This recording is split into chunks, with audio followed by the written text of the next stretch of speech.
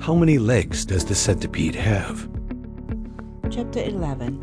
James's large frightened eyes traveled slowly round the room. The creatures, some sitting on chairs, others reclining on a sofa, were all watching him intently. Creatures? Or were they insects? An insect is usually something rather small, is it not?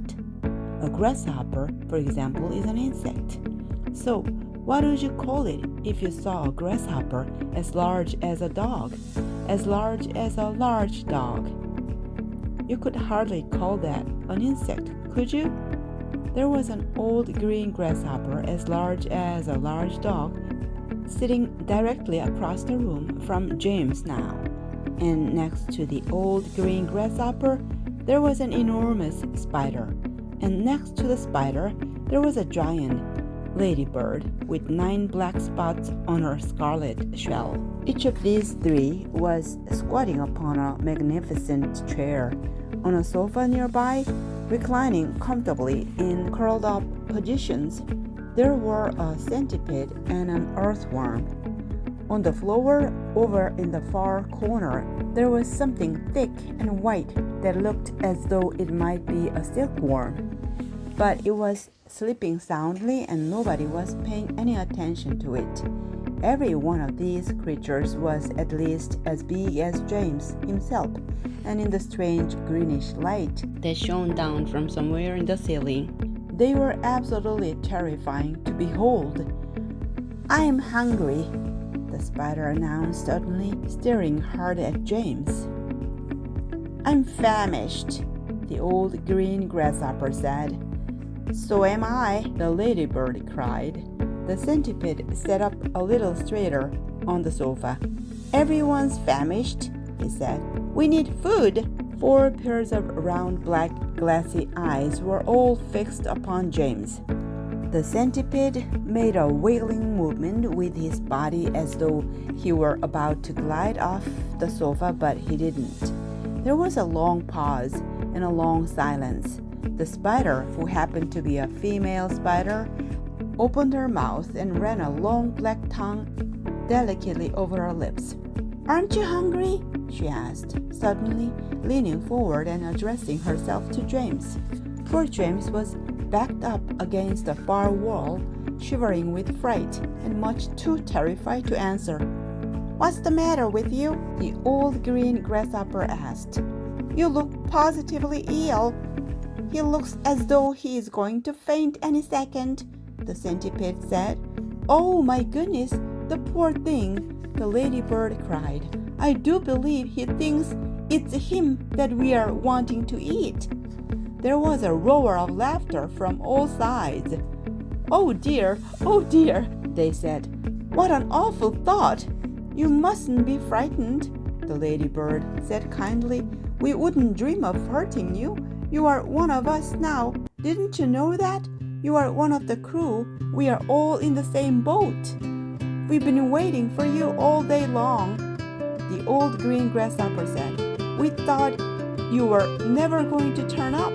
I'm glad you made it." "So cheer up, my boy, cheer up," the centipede said.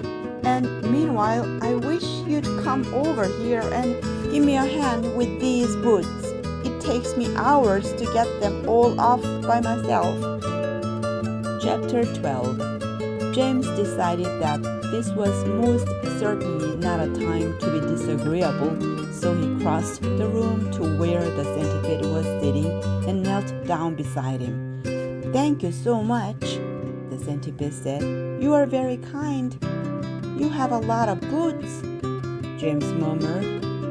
"I have a lot of legs," the centipede answered proudly, "and a lot of feet, 100 to be exact." "There he goes again," the earthworm cried, speaking for the first time. "He simply cannot stop telling lies about his legs. He doesn't have anything like 100 of them. He's only got 42. The trouble is that most people don't bother to count them. They just take his word.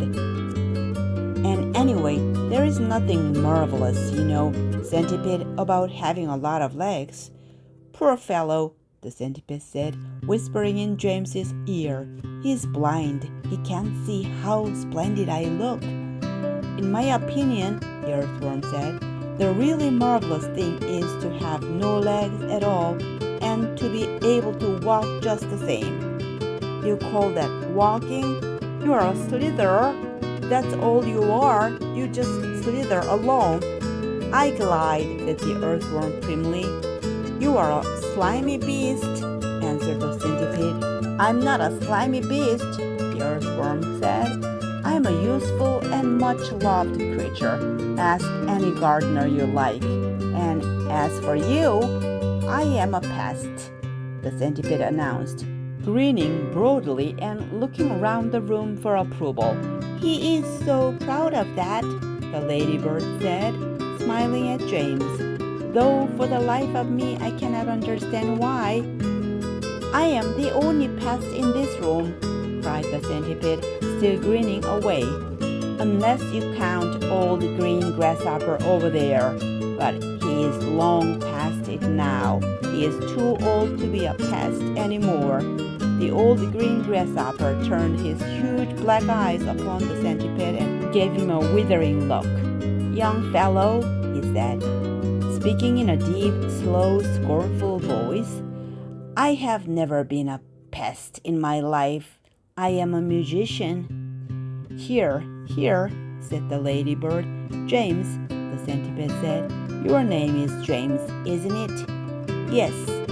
"Well, James, have you ever in your life seen such a marvelous, colossal centipede as me?" "I certainly haven't," James answered. "How on earth did you get to be like that?" "Very peculiar," the centipede said. "Very, very peculiar indeed. Let me tell you what happened.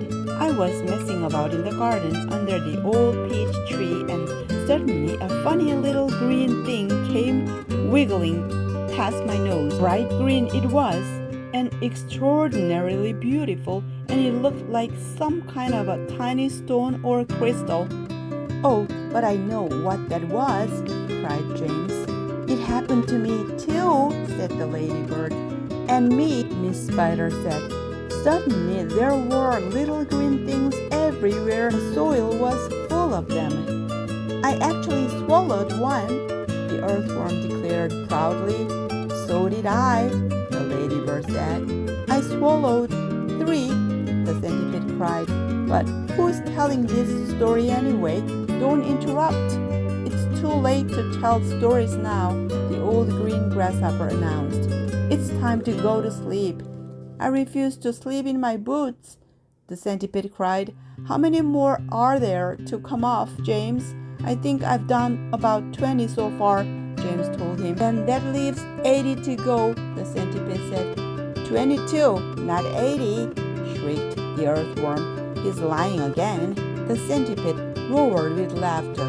"Stop pulling the earthworm's leg," the ladybird said.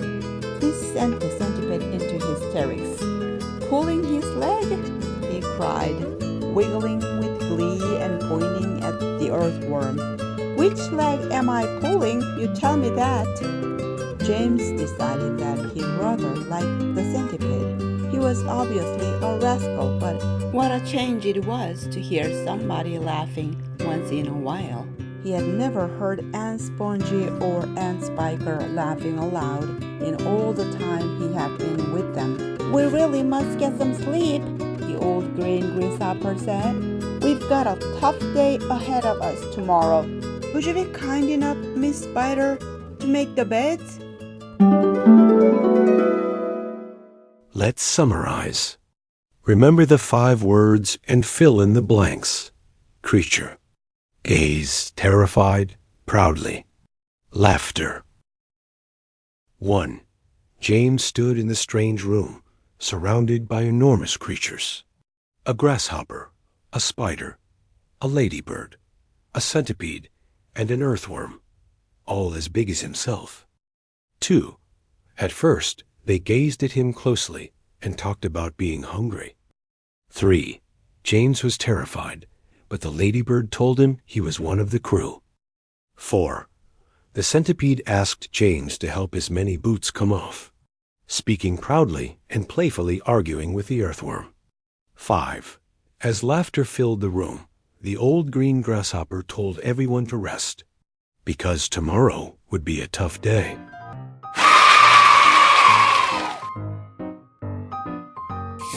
Great job, everyone! Thanks for watching. See you next time. Shh! James is sound asleep. Tomorrow brings another big adventure.